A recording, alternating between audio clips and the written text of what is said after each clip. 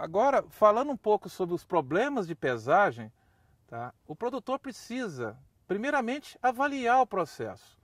E isso, ele precisa entender que a pesagem, a gente fala que é uma fotografia. O que ela é?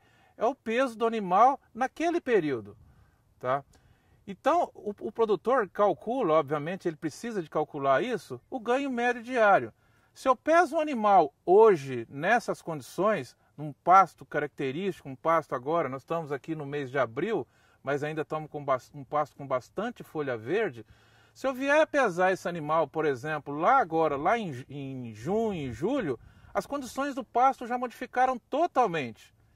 E o produtor precisa ter em mente que quando ele está pesando o boi, ele está pesando 3 partes do boi.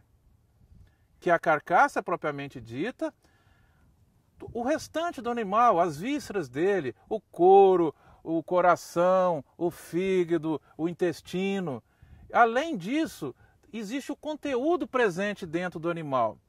Quando nós estamos falando dessas vísceras, como já comentado, elas modificam de tamanho. Se eu pesar um animal agora que está numa condição nutricional melhor e der uma condição pior para ele daqui para frente, essas vísceras vão ajustar de tamanho. Então o que vai acontecer? Proporcionalmente elas vão diminuir. Tá? Outra questão extremamente importante que o produtor precisa ter em mente, tá?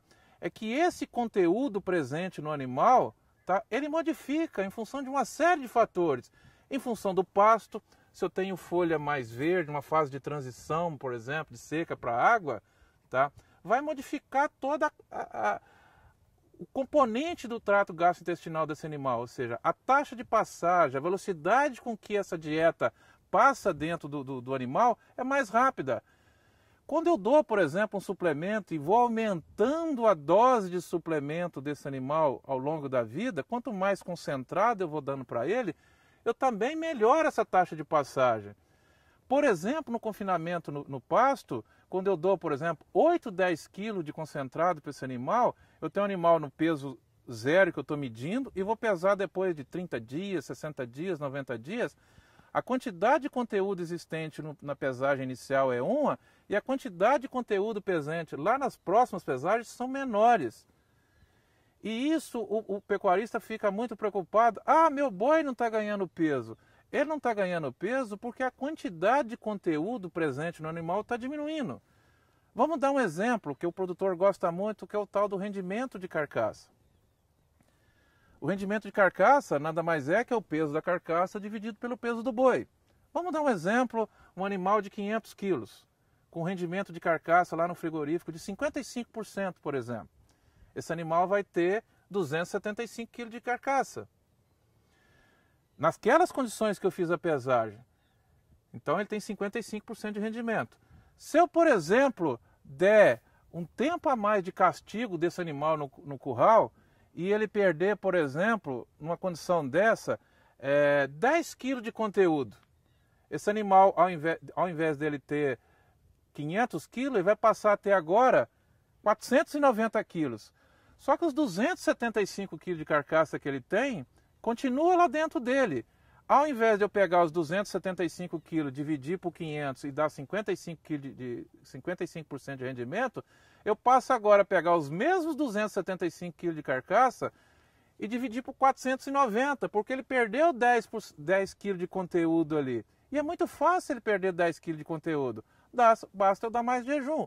Agora o rendimento de carcaça desse boi passa a ser 56%. E muitas vezes o pecuarista fica, eu vou ganhar mais dinheiro porque o meu rendimento de carcaça foi 55, 56 ou 57. Na realidade, a remuneração dele é pelos quilos de carcaça que ele já produziu e não pelo rendimento. O rendimento ele é uma consequência.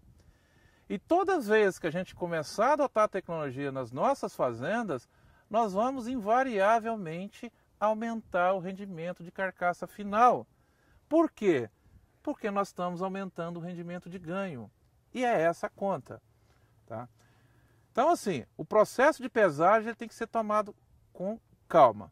Vamos dar um exemplo, por exemplo, um animal no período da seca. Tá? Esse animal no período da seca, tá, ele vai consumir menos. Por que ele vai consumir menos? Porque o pasto é menos digestível. Se eu dou suplemento numa condição como essa, eu vou aumentar essa taxa de passagem. Então o que vai acontecer? Eu vou pesar o animal agora, o animal que está recebendo sal mineral, e vou dar um proteinado, um proteico energético para ele. Daqui 60 dias eu vou pesar de novo.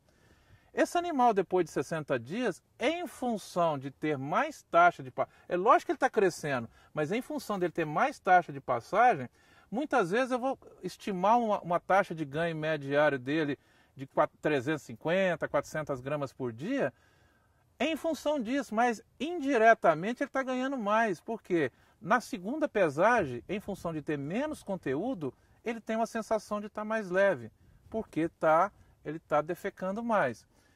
Como que a gente pode tentar minimizar esse problema? É uma observação prática. Quando você estiver pesando o animal, naquela fotografia que você está tirando dele, olha as condições. Condições do pasto. O pasto está verde, com bastante folha, ou o pasto está seco, taludo, não tem nada. Essa é uma situação. Que tipo de fezes que esse animal está produzindo? Esse animal está produzindo uma fezes com uma consistência... tem mais matéria seca ou menos matéria seca nessas fezes? Está mais aquosa ou menos aquosa? E isso é importante, porque quanto mais água tiver nessas fezes, mais taxa de passagem esse animal está tendo. E significa que ele está tendo um esvaziamento mais rápido. Se ele está tendo um esvaziamento mais rápido, a sensação na balança é uma sensação dele estar mais leve. Mas na realidade ele não está mais leve. A meta é ganhar carcaça na recria, ganhar carcaça na terminação, para que a gente possa ter uma possibilidade de ter um aumento da quantidade de carcaça produzida. A nossa métrica, a nossa avaliação que a fazenda precisa ter e ela precisa de responder isso, quantas arrobas de carcaça efetiva está sendo produzida naquela fazenda, tá? E principalmente produzido naquela fazenda no total, em hectare, ou seja, a nossa meta é X quilos de carcaça por hectare ano. Nós estamos aqui em São Paulo, numa região onde basicamente nós temos cana. Um arrendamento da ordem aí de 700, 800 reais por hectare.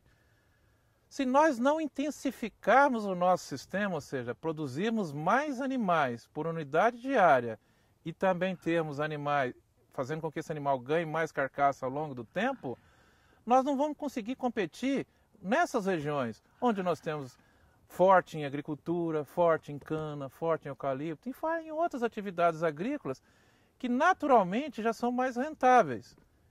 Ou seja, é possível fazer isso e produzir quilos de carcaça por hectare ano. Agora, quanto? Isso é a meta do produtor. Se ele produz 5, ele tem que ter como meta 10. Se ele produz 10, ele tem que ter como meta 20.